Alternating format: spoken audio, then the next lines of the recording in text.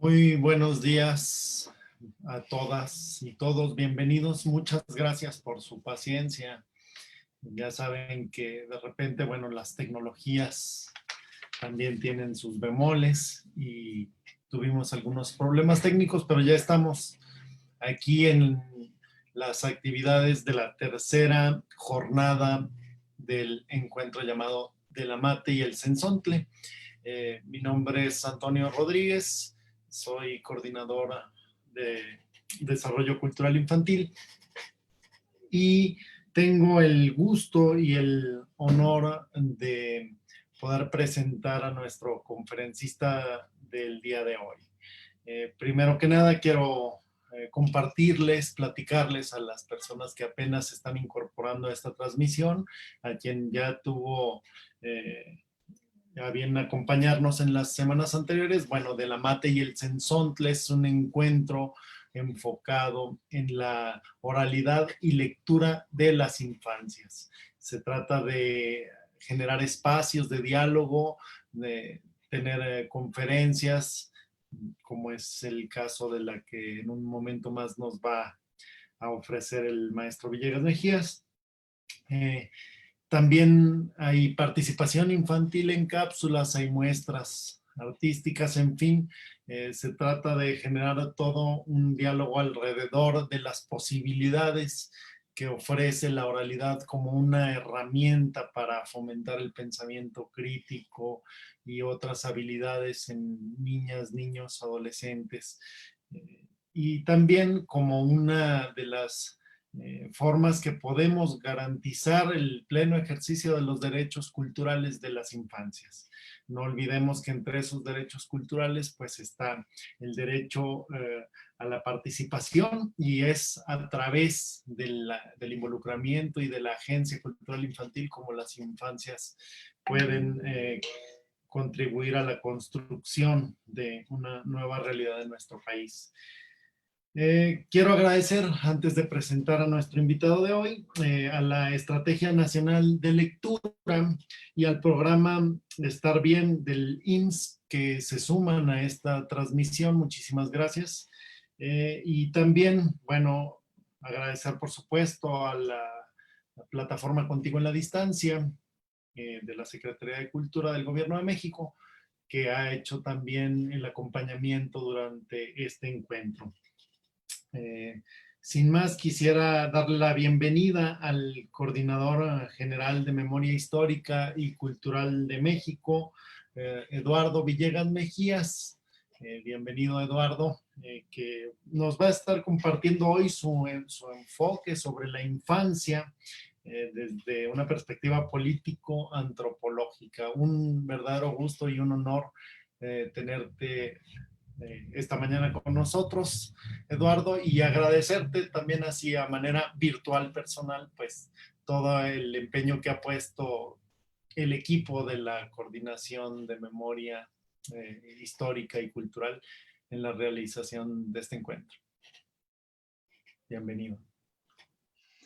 Muy buenos días, Frino, y a todas las personas que nos acompañan este día en la transmisión virtual de esta conferencia. Para mí es un honor poder participar en este encuentro de alas y raíces.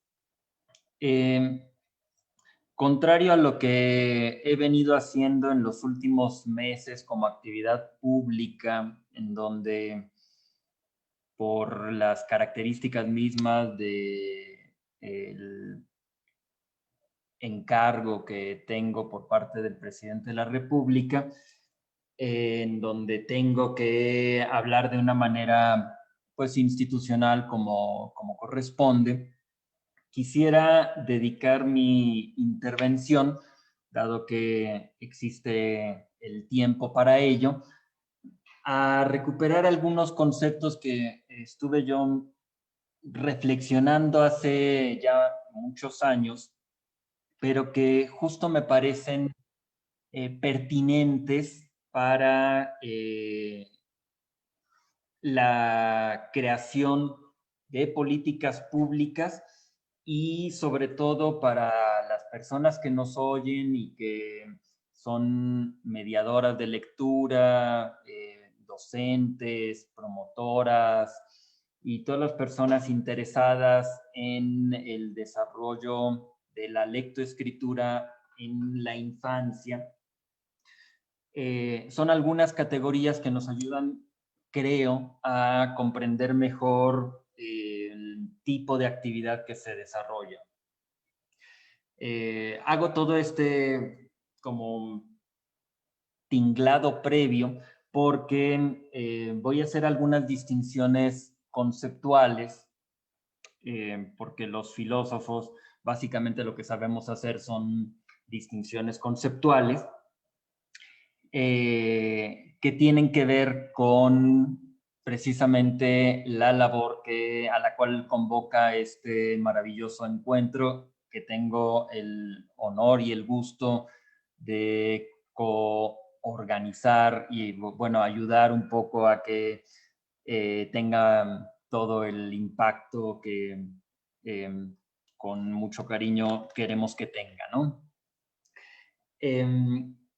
El tipo de distinciones conceptuales va a ir en el orden de un concepto y todo va a girar en torno a este concepto que espero a lo largo de esta charla vaya yo progresivamente desmenuzando de manera que se vea para dónde lo quiero llevar. El concepto que quiero desarrollar es el concepto de juego, que por supuesto, de manera tradicional, el juego está asociado a la infancia.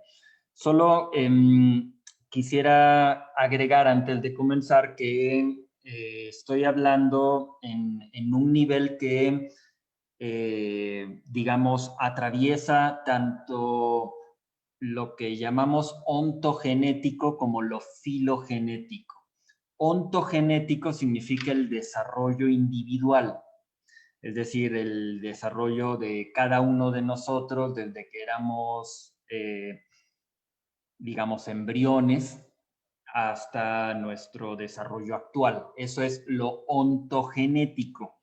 Y normalmente lo ontogenético, lo individual, está disociado en términos incluso de políticas públicas con lo filogenético. Lo filogenético tiene que ver con la especie, es decir, que cómo desde sus inicios la humanidad se ha venido desarrollando.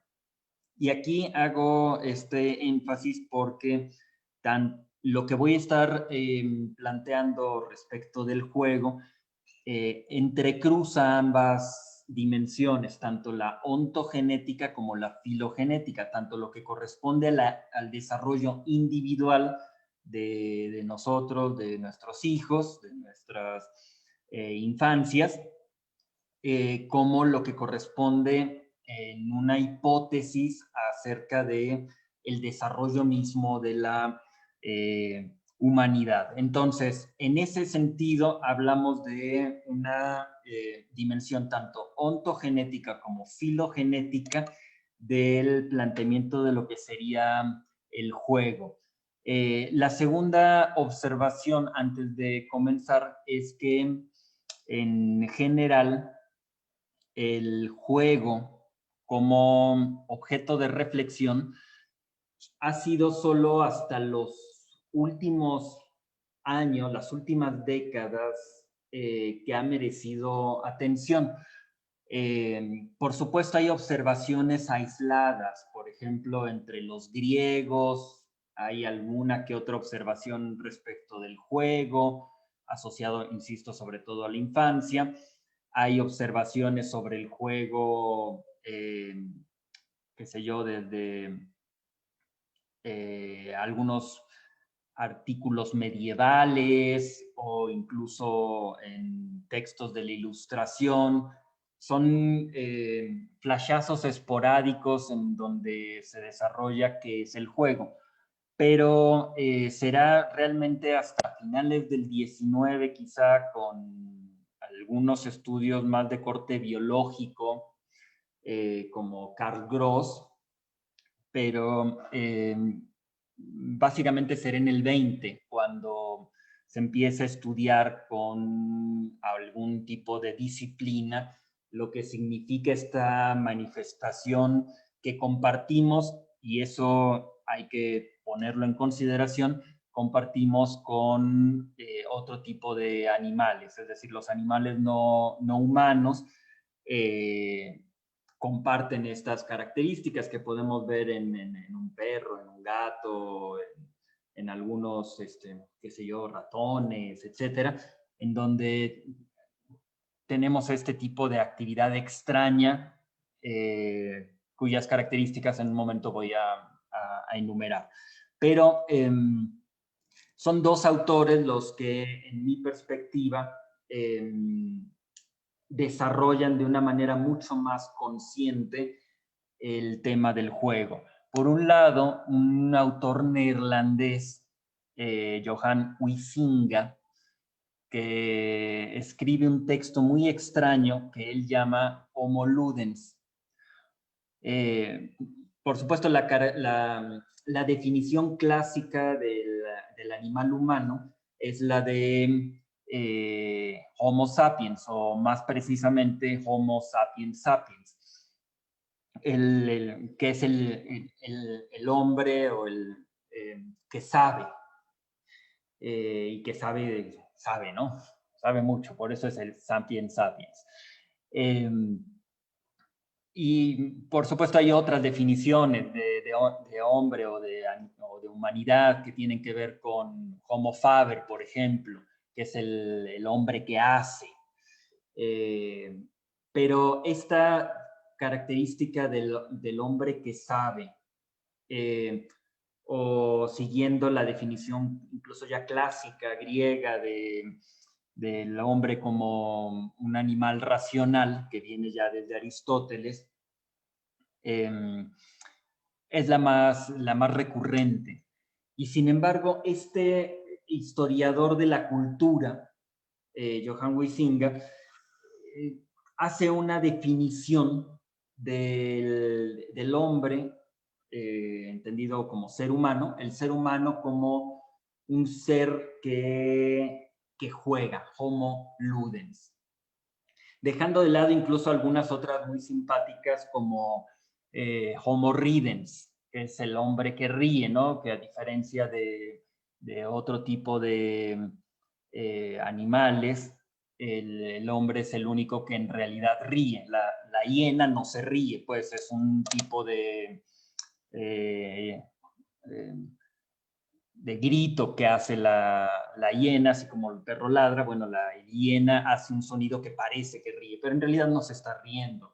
El único que se ríe es el humano. Bueno, dejando de lado esas otras definiciones, el Homo sapiens, el hombre que es un ser racional, incluso el hombre que ríe o el hombre que hace en Homo faber, Huizinga define algo así como Homo Ludens. Y uno se puede preguntar por qué carambas pensaría que la característica que nos ayuda a entender quiénes somos es precisamente la de el ser que juega.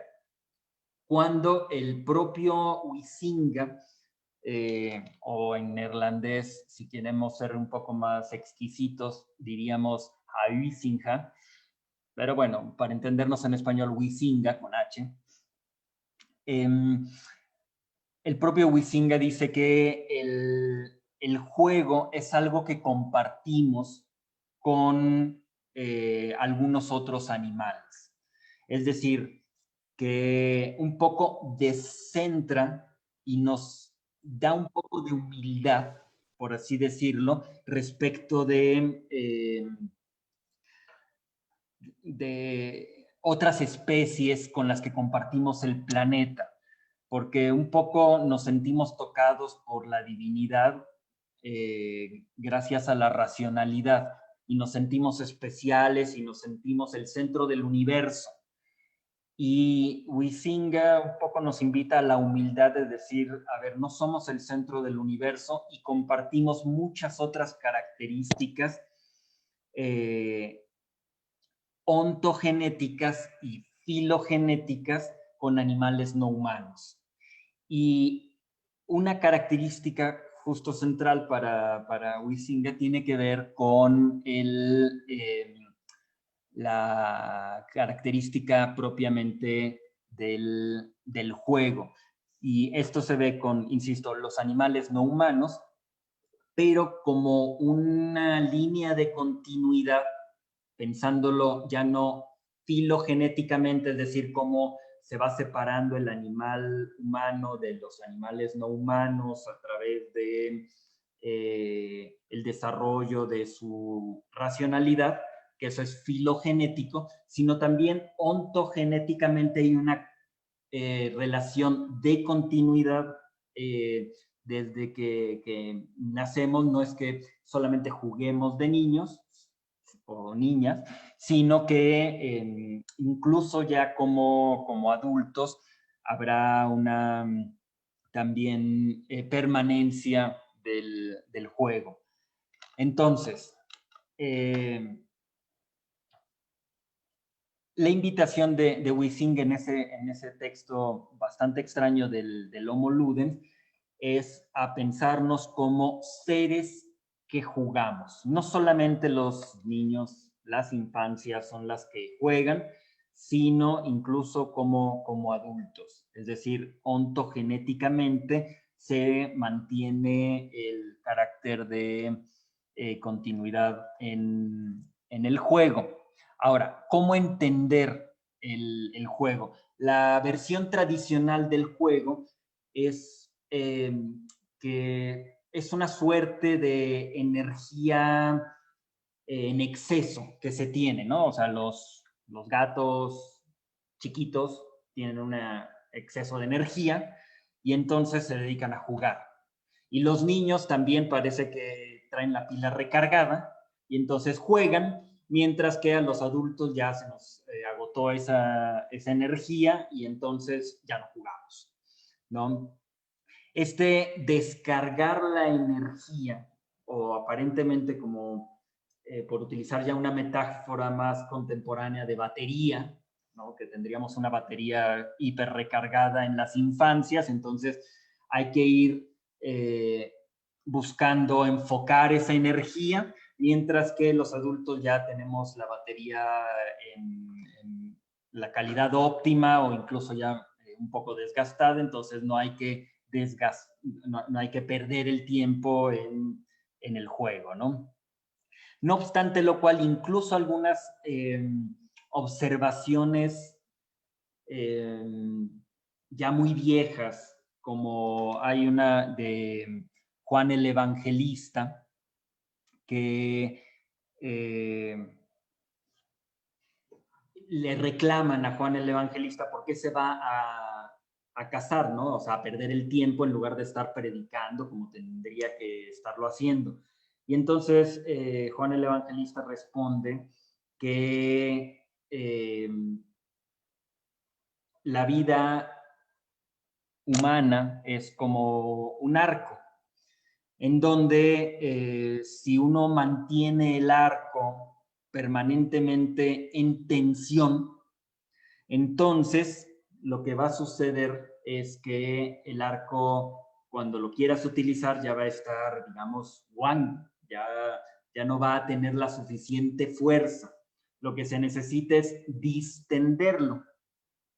Entonces, parecería que el juego, en este caso irse a perder el tiempo, a cazar, qué sé yo, parecería que el juego es una suerte de distensión de las preocupaciones cotidianas.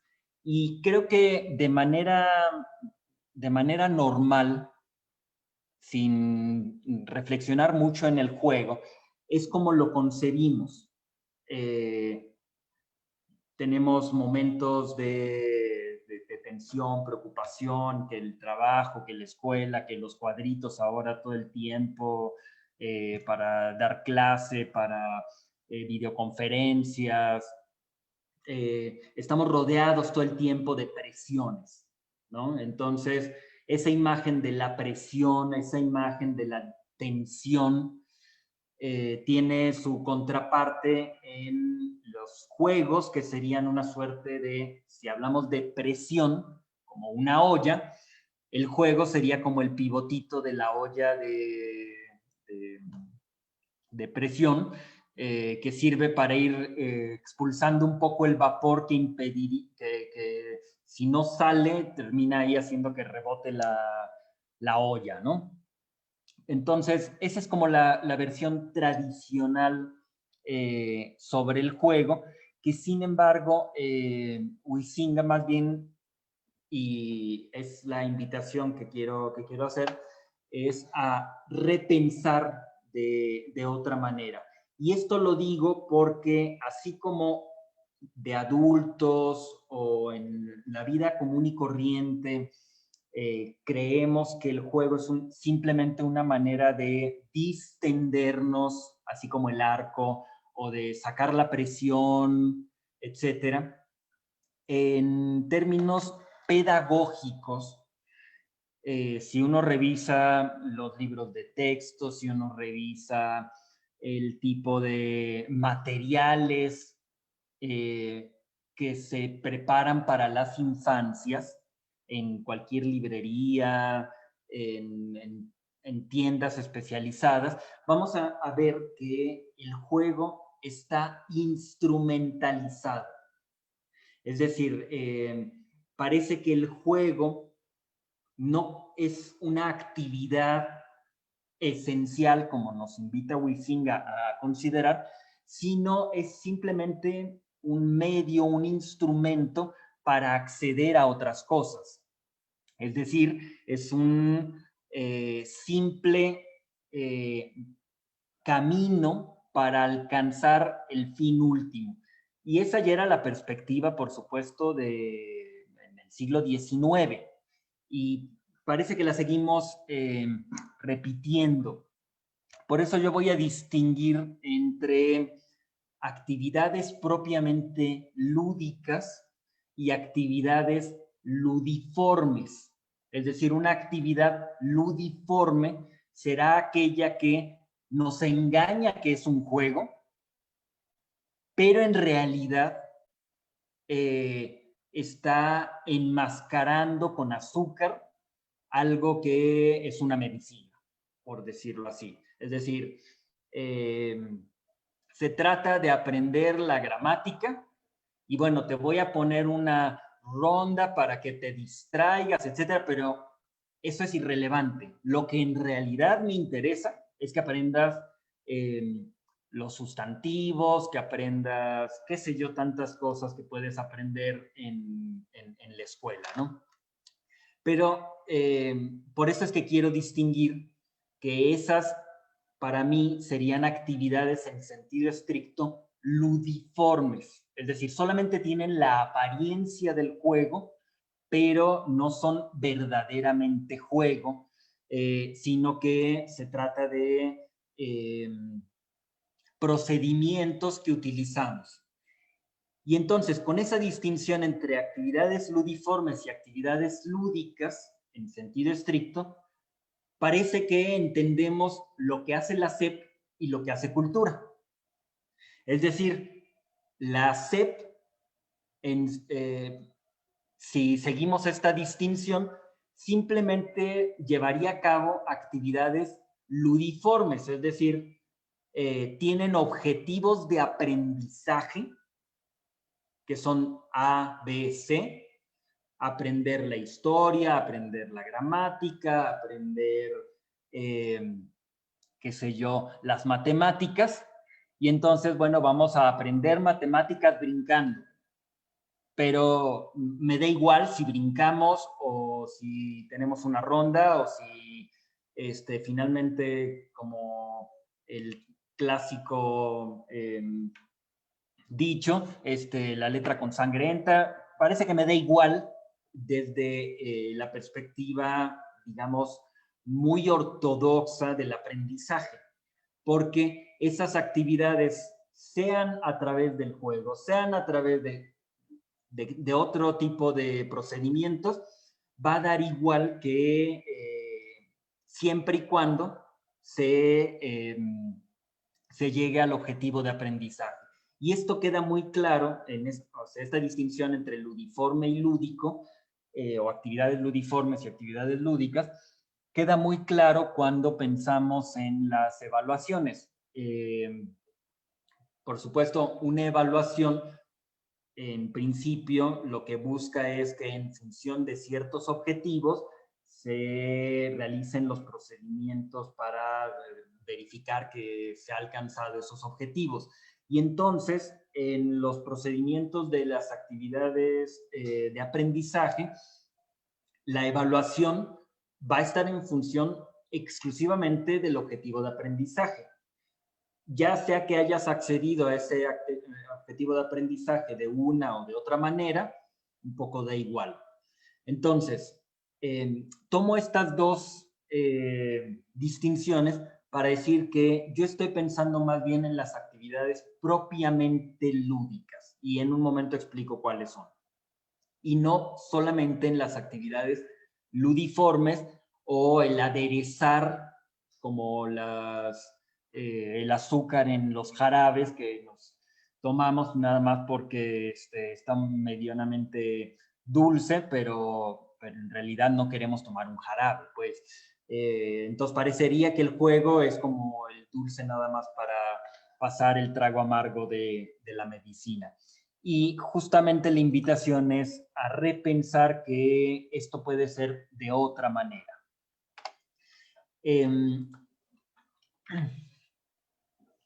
Una última distinción antes de entrar en algunas de las características que desarrollan tanto Huizinga como uno de los también teóricos muy importantes del juego, que es Roger Caillois, o Caillois, Calois le dicen en Argentina. Una última distinción es la que tiene que ver con la supuesta distinción entre juego contra seriedad. Un lugar común es que lo que se hace en juego no se hace en serio. Y mi respuesta a esto es que es todo lo contrario. Justamente de las cosas que se hacen más en serio es precisamente el juego. Todos hemos estado en alguna reunión donde se está jugando, digamos, en un sentido tradicional, algún juego de mesa o qué sé yo, algo, y hay alguien que viene y nos fastidia porque no se toma en serio el juego. O sea, si hay alguien que resulta fastidioso es precisamente quien no toma en serio un juego. Si estamos jugando básquetbol y alguien empieza a patear la pelota así de, bueno, ¿de qué se trata esto, no? Si estamos jugando con dados, cualquier tipo de juego que estemos realizando y hay alguien que viene y podríamos denominar a este personaje aguafiestas. El aguafiestas es precisamente el que rompe la seriedad del juego. Que lamentablemente yo creo que por tiempo no voy a poder desarrollar esta figura que para mí es una figura emblemática en la interpretación cultural, que es precisamente el del aguafiestas. Pero lo dejo simplemente apuntado, que el juego es justamente una de las actividades más serias a las que nos comprometemos. Y no solamente hablo de la ludopatía. O sea, si uno revisa, por ejemplo, el jugador de Dostoyevsky, o trayéndolo a la cultura pop, si piensas en la última película de Adam Sandler, de no sé cómo tradujeron al español, Uncut Gems, gemas sin cortar, una cosa así, en donde se muestran ludópatas.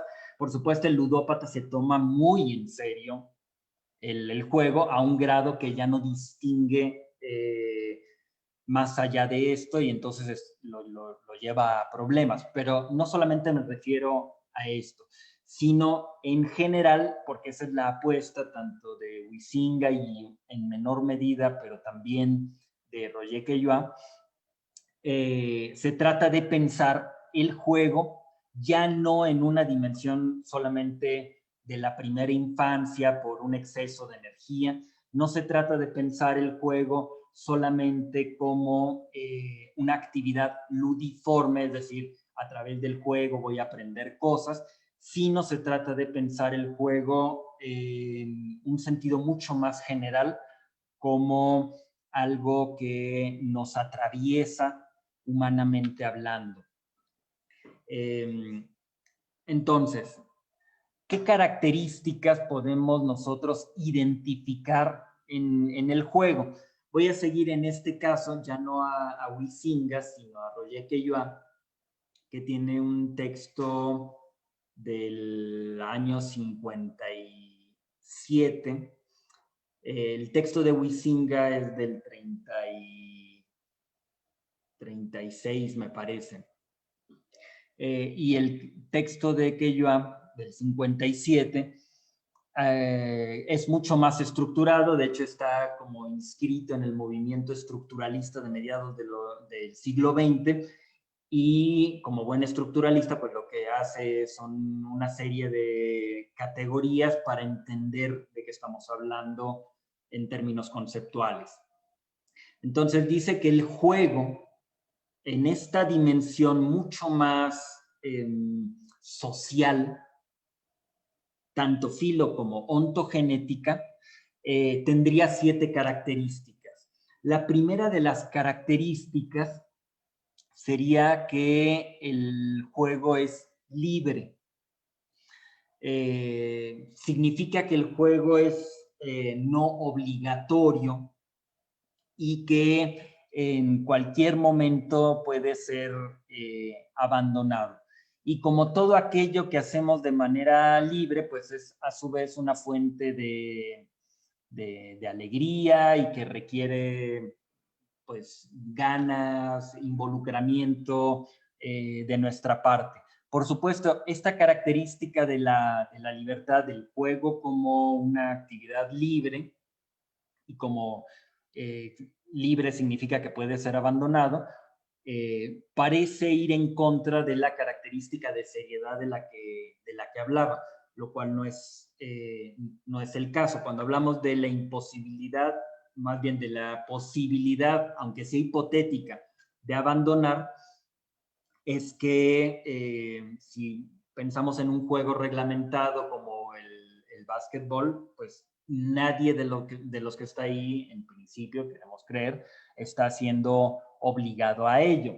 Si lo pensamos en la cultura popular, algunas películas como Saw, como no recuerdo, creo que se tradujo al español como El Juego Macabro, pero esto se repite en muchas otras películas en donde hay alguien que es obligado a hacer juegos, a entrar en retos, etcétera. Bueno, eso no es propiamente, según las características que nos desarrolla Caillois, no es propiamente un juego porque no puede ser en ese sentido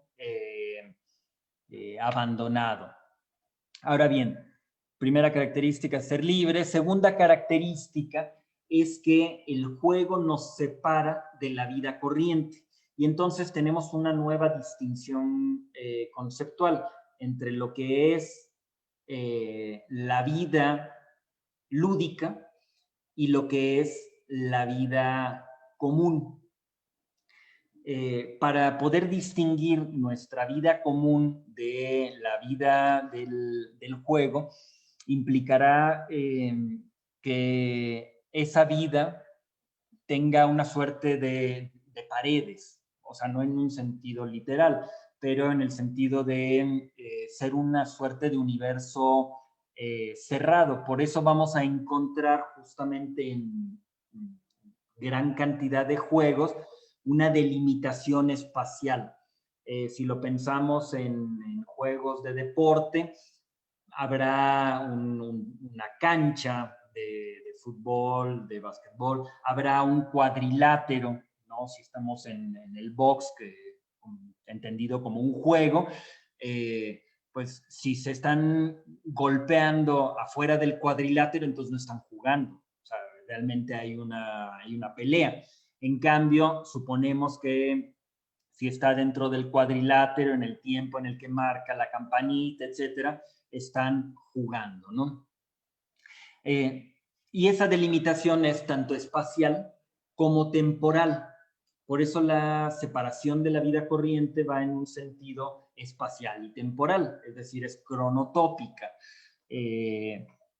Espacial, ya lo dijimos, por los límites que establece, a ver, los que estamos en esta mesa somos los que estamos jugando, en esta cancha, etcétera. Pero también temporal,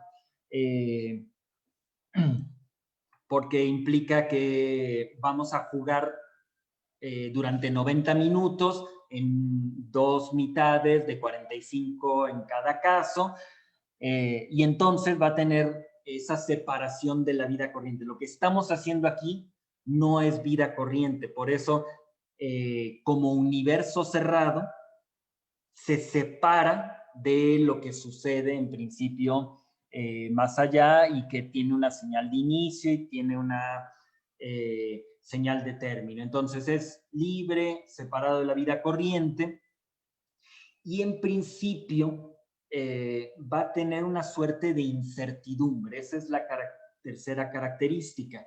Esta incertidumbre del resultado es porque, digamos, la peor pesadilla de un apostador sería siempre ganar. Es decir, si en todo aquello que yo apuesto siempre tengo la certeza absoluta de ganar, eso es una cosa aburridísima. Debe haber alguna suerte de incertidumbre en el resultado. Y esa incertidumbre, y aquí ya lo empezamos a ver mucho más claro, como la separación de la vida corriente no implica que es un espacio simplemente en donde somos otros, sino que somos nosotros mismos, pero metidos ahí. Es porque en esta incertidumbre del resultado es donde, por ejemplo, observamos el carácter de las personas. La incertidumbre del resultado es en donde también se forja el carácter, porque el no controlar el resultado implica un dominio de sí mismo. El no controlar, digamos, si jugamos béisbol y vamos contra la banda de los vecinos, ¿sí? Implica que podemos ganar o podemos perder. Pero en ese ganar o perder hay que, o más bien el desarrollo del juego, también es un desarrollo del carácter o una expresión del carácter, porque podemos ser malos ganadores como podemos ser malos perdedores. Es decir, que la incertidumbre del juego, al demandarnos una atención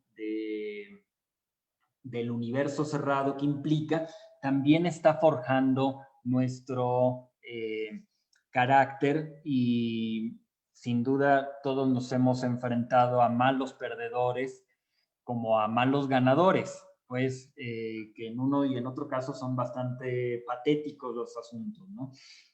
Entonces, es libre, es separado de la vida corriente, tiene una incertidumbre en el resultado, pero, y esta cuarta característica es la que justamente nos permite la distinción con lo ludiforme que mencionaba yo en un principio, es que el juego tiene que ser improductivo. ¿Por qué improductivo? Porque el juego se juega por sí mismo. Así como es libre, significa que se hace por sí mismo, es decir, no jugamos para una finalidad ulterior, sino que jugamos para el juego mismo. Y por ello resulta extremadamente complicado jugar cuando tenemos hambre. O sea, pero en un sentido, digamos, urgente. Y si pensamos en películas populares como La Vita è Bella, la vida es bella de, ¿cómo se llama este italiano? Si nosotros pensamos en La vida es bella, en donde el niño, su padre le dice, están en un campo de concentración y le dice, oye, vamos a jugar escondidillas, ¿no? Entonces tú escóndete y entonces tenemos que ganarnos. ¿Qué nos vas a ganar? No, pues lo único que se le ocurre al padre es un tanque, ¿no? Yo no sé por qué alguien jugaría por un tanque, pero en este caso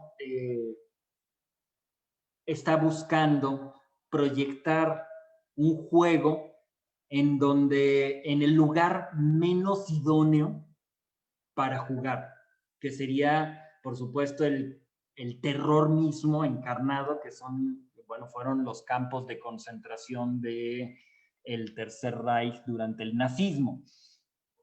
Y sin embargo, en un giro dramático, está buscando precisamente hacerlo. Bueno, Cailloa no estaría quizá tan de acuerdo con esto, porque la cuarta característica del juego es que no produce bienes, no produce riquezas y es improductivo por sí mismo.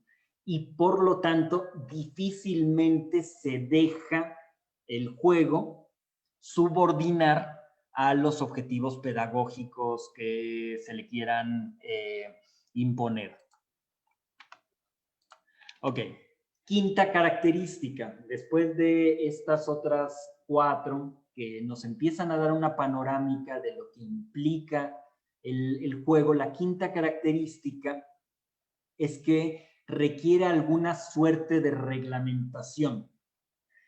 Y esto puede ir en todos los órdenes. Por supuesto, hay cosas súper, hiper reglamentadas, como si uno observa los juegos de fútbol americano, que a menos que ya conozcas de qué va el asunto, tardas un rato en decir, bueno, ¿qué están haciendo estos en el campo de juego? Pues porque no se entiende, ¿no? Unos están de un lado, otros del otro, se golpean, por ahí está el balón que además está medio extraño, se lo avientan.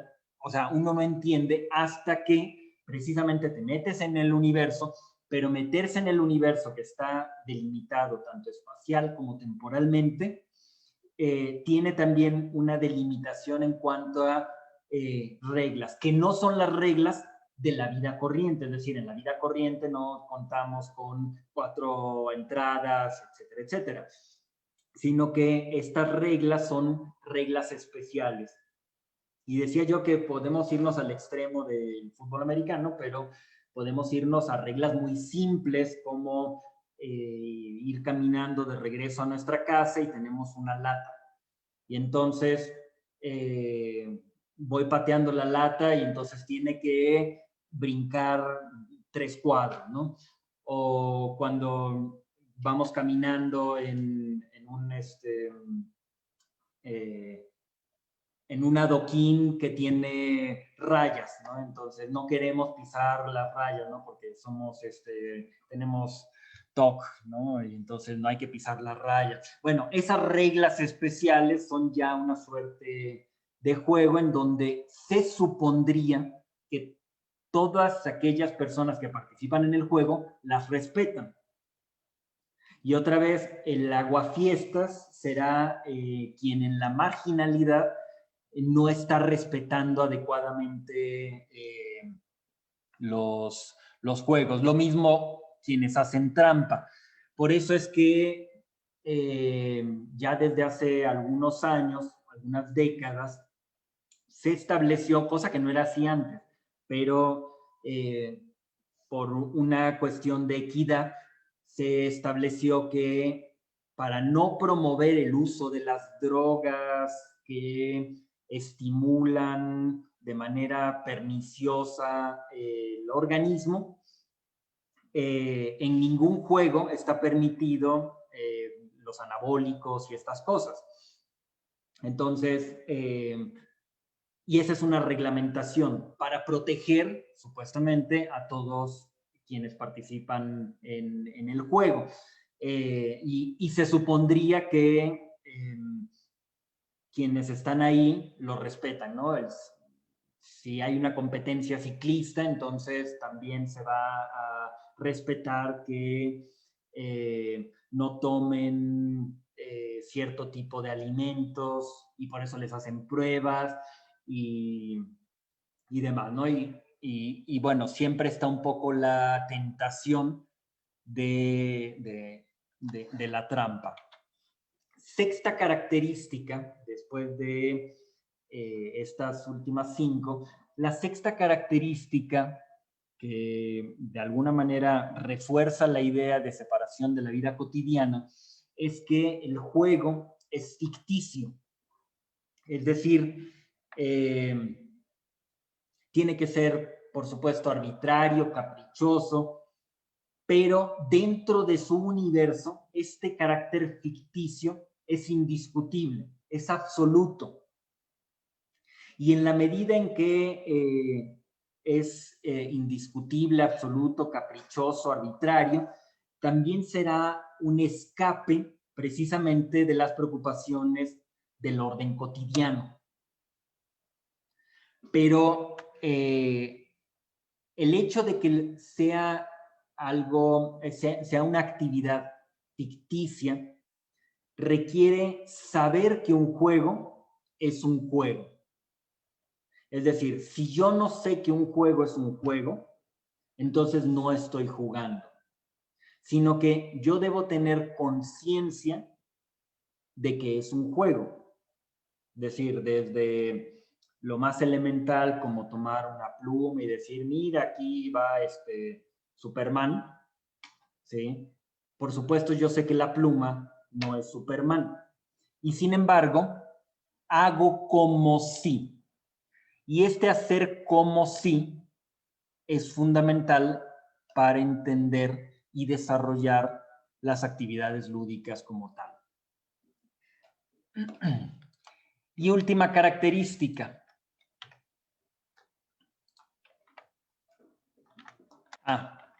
Bueno, podríamos dejarlo en esas 6. 6 características entonces del juego que nos ayudan a precisamente plantearlos en términos onto y filogenético, el juego está mucho más arraigado en nuestro propio desarrollo como especie, como individuos, de lo que en principio nosotros podríamos pensar. Me gustaría justamente concluir para poder dar pie a unas cuantas preguntas con 2 distinciones adicionales. La primera distinción es que estas características del juego hay todavía que especificarlas y la invitación de Keyoa y de Huizinga tiene que ver con, digamos ya, formas de entender o de manifestarse del juego. Keyoa va a hacer 4 distinciones que podemos discutir, pero que son muy interesantes. Estas 4 distinciones serían como formas de entender el juego. Serían 2 formas, llamémosle así, primarias y 2 formas periféricas. Las 2 formas primarias de juego tendrían que ver con la competición y con la suerte. Es decir, habría juegos de competición que normalmente giran en torno a una cualidad, es decir, la posibilidad de meter una bola, un balón en una canasta o qué sé yo, y que es un reconocimiento de del mérito personal o grupal y reivindica una suerte de responsabilidad, mientras que los juegos de azar es todo lo contrario, porque la decisión no depende del jugador y entonces es más bien pasivo ante el destino. Y algo curioso es que los juegos de azar son propiamente humanos, porque requieren una discursividad. Y, sin embargo, son una suerte como de igualdad ante los demás, porque tendríamos en principio las mismas posibilidades unos y otros. Bueno, quienes estén más favorecidos por los dioses que los demás, ¿no? Entonces tendríamos juegos de competición, juegos de azar, juegos de simulacro, en donde se trata de simular lo que somos los demás, que daría, por ejemplo, pauta al teatro, o incluso esto que decía del avioncito y decir, ay, mira, fíjate que, o ahora voy a hacer un hombre lobo y entonces me pongo unas orejitas o qué sé yo. Esos serían el tercer tipo de juegos. Tenemos juegos de competición, juegos de azar, juegos de simulación, que por supuesto, tanto los de competición como los de simulación los vamos a encontrar también en los animales, incluso en los insectos hay juegos de simulación.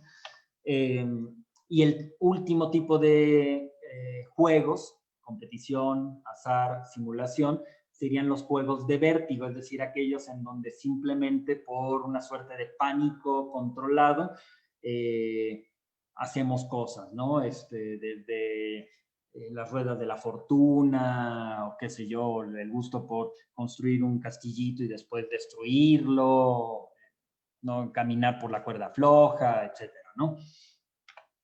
Ese es el primer tipo de distinción conceptual con el que quería terminar.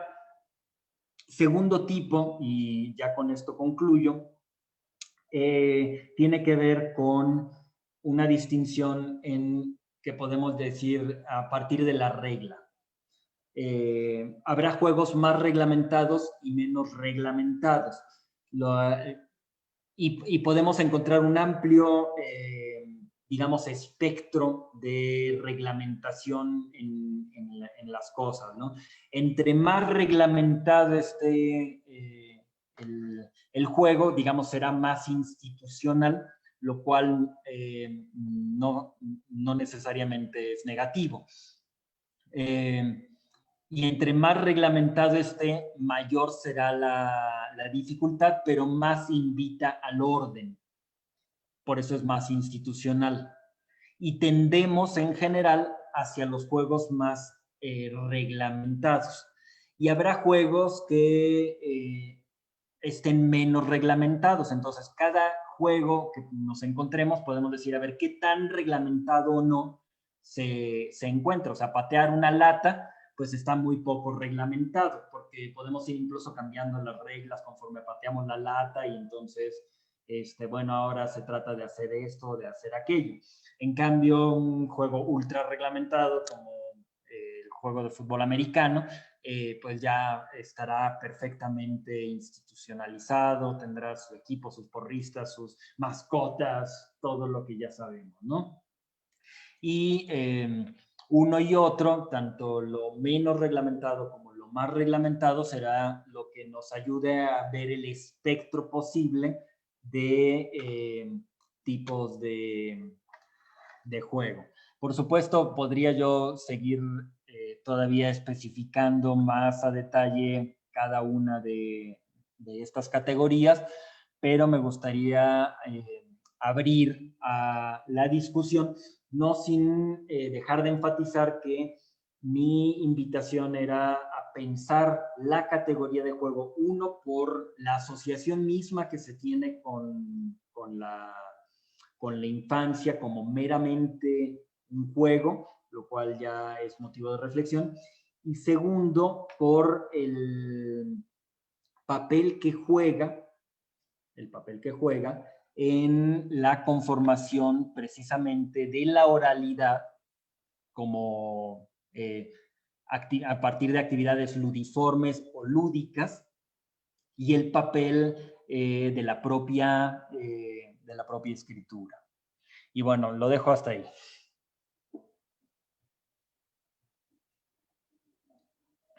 Muchas gracias, Eduardo. Pues muy interesante. Algunos puntos de lo que menciona respecto al juego. Retomo dos. Uno, pues en lo que este prejuicio muchas veces adultocentrista que considera el juego como una actividad sin consecuencias, sin trascendencia, ¿no? Y exclusivo de los niños, cuando como con sobrados ejemplos has puesto hoy de manifiesto, que en la etapa adulta jugamos tanto como cuando somos niños, ¿no? O niñas, en el caso también. Y me interesa retomar este punto porque, como tú bien sabes, pues desde la Coordinación Nacional de Desarrollo Cultural Infantil, eh, apostamos por el fortalecimiento de las agencias infantiles, ¿no? De la capacidad de transformación del mundo. Y cuando hablas de que el juego que no se toma en serio, pues produce incluso rechazo, ¿no? Me parece que es un muy buen punto a favor de estas agencias infantiles, una manera de lograr acuerdos y participación entre las distintas generaciones, pues es tomar en serio justo las propuestas que vienen desde las infancias y no estar siempre imponiendo las visiones adultocéntricas. Tenemos un montón de saludos. Quiero compartirte, mira, nos ven de las guarderías de la unidad 225, de la unidad 957, de Pueblo Nuevo 1547, son guarderías todas estas. Delia Ríos Padilla 1595, Español 0225, Guardería Integradora Justo Sierra, Guardería Universo Infantil, Guardería Participativa Manuel Unidad 1304, Guardería Unidad 1607 Mi Peque Mundo y Guardería Angelitos Acapulqueños. Pues muchos saludos a todas estas guarderías que están en este momento conectados en línea para este encuentro de la materia del Cenzontle. Y te envían saludos, Eduardo, de Monterrey, de Linares, Escobedo, Nuevo León, de Hidalgo, de Altamira y Tampico, Tamaulipas, de Chimalhuacán, Estado de México, de Puebla, de Sinaloa. Y los centros de seguridad social del IMSS también te envían saludos de Michoacán, de Jutepec y Cuernavaca en Morelos, de Coatepec, Veracruz, de Ciudad de México, Nuevo León, Sinaloa, Nuevo Laredo y Oaxaca. Y quiero compartirte una pregunta que nos hace llegar Rocío Flores. Dice, ¿cómo considera que debe ser el juego en casa hoy en tiempos de pandemia para que se pueda manifestar de la mejor manera? ¿Cómo debe ser el juego en casa en tiempos de pandemia? Y además, bueno, en aislamiento de otros niños. Claro, estamos en aislamiento. Algo importante es que como el juego requiere una suerte de igualdad, resulta complicado jugar con los hijos. ¿Por qué? Digamos, y lo digo con preocupación, pues, porque lo que requieren las infancias es precisamente una confrontación entre sí, entre ellas mismas, entre las niñas, los niños, que hagan esos trabajos de interacción. Digamos, yo con un gato no juego, o más bien yo juego al gato, ¿sí? Y un poco ahí le doy mi mano para que la muerda o qué sé yo, pero la diferencia entre uno y otro no hace que tengamos el mismo juego. Y un poco pasa así con los con el juego en casa, que podemos sentarnos y por supuesto que hay que hacerlo, porque eso refuerza la relación con las niñas, con los niños en casa. Y a despecho, por supuesto, de que lo puedan hacer con sus pares. Y en estos momentos de pandemia creo que es fundamental porque además tiene que ver con la corporalidad, somos cuerpo. Y por supuesto que en casa es en donde en este momento podemos tocarnos, ¿no? A los niños, entre nosotros, etcétera, porque hacia afuera, en principio, pues no tenemos que hacerlo por la sana distancia. Pero algo que olvidé, omití comentar, tiene que ver con un tema tradicional de acercarse al juego, por un lado, como algo no serio, pero por otro lado, como algo absolutamente serio. Y esto lo vemos, digamos, en familias tradicionales, en donde las niñas tienen que jugar, ¿con qué? Pues con las muñecas. Mientras que los niños, está bien que jueguen con el Lego, que jueguen con Lego, o que jueguen con los carritos. Y justamente el cambio social que estamos viendo ahora, no solo en México, sino en el mundo entero, es que estas que son actividades sumamente serias para las infancias, la laxitud precisamente de permitir esto, esta ruptura en donde ya no solamente se jueguen las niñas con las muñecas y los niños con los carritos, permite construir las infancias de otra manera. Ahí queda clarísimo. Y entonces, hoy en casa, porque este es también un lugar común. ¿Para qué compro un juego carísimo si termina jugando con la caja? Mi hijo, mi hija, ¿no? Es como lo que normalmente se piensa. Y hay y no razón. O sea, no estoy aquí haciendo una apología de hay que comprar juguetes carísimos. Lo que estoy diciendo es que más que el juguete como tal, hay que pensar en el estimulante, que por supuesto puede ser un juguete industrial, pero no necesariamente un juguete industrial.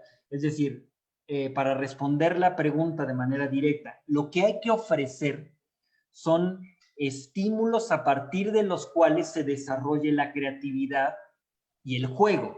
Es decir, no se trata de dar cajas de cartón y bueno, a ver, ponte a jugar ahí a qué te imaginas si estás en un campo de guerra o qué sé yo, sino se trata de dar las condiciones en donde, por supuesto, si yo tengo un paquete de colores, no tiene que ser el paquete de colores ultra caro, pero si yo doy un paquete de colores e invito a ver, dibújame una casa, o dibuja, qué sé yo, o vamos a hacer origami. Es decir, estas actividades en donde padres e hijos se pueden involucrar, entre más sea el material con el que se cuenta, por supuesto, mayor podrá ser el juego y la creatividad que se desarrolla. Por eso es la invitación a las artes. Y por eso están tan cercanos, si uno revisa las definiciones de juego que di, están tan cercanas las artes con el juego, porque lo que nos permiten las artes será precisamente el desarrollo de formas lúdicas.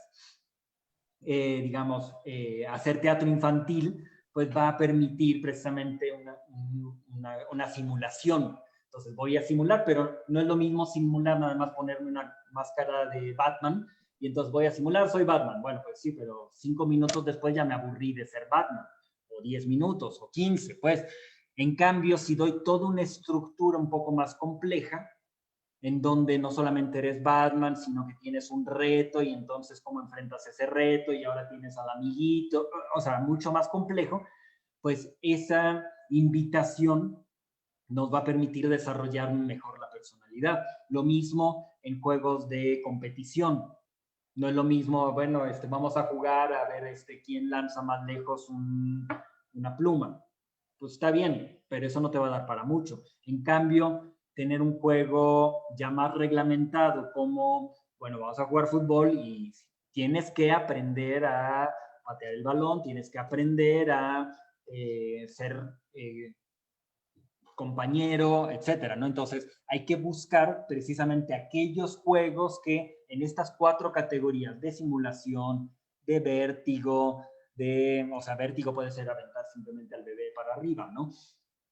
Pero en estos juegos de posibles, simulación, azar, competición, etcétera, los que sean más adecuados precisamente en el contexto de pandemia. Y no se trata de ir a buscar al infinito, simplemente es con los materiales que tenemos en casa, ¿qué se puede hacer?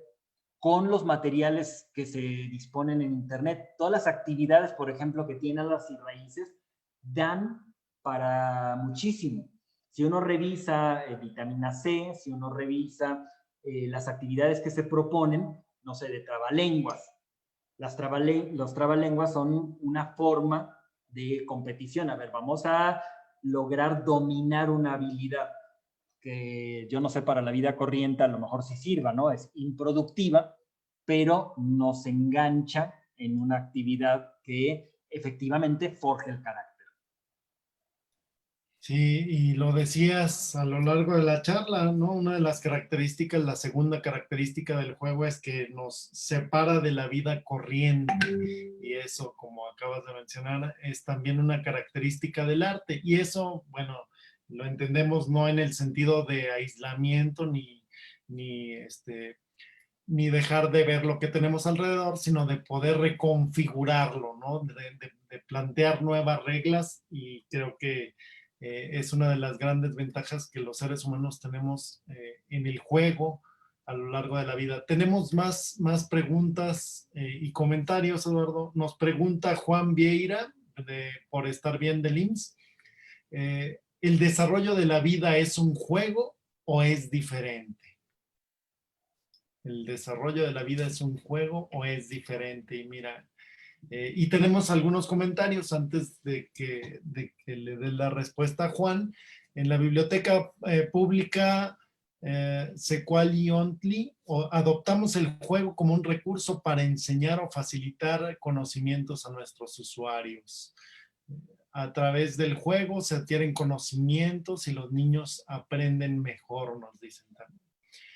Más comentarios: el juego es un puente esencial para percibir lo que pasa en niñas y niños, es la mejor manera de comunicación con ellos. Un comentario más: muy interesante el tema, amplía nuestras formas de aprovechar el juego con los niños para un mejor aprendizaje. Bueno, pues recupero la pregunta de Juan Vieira: ¿el desarrollo de la vida es un juego o es diferente?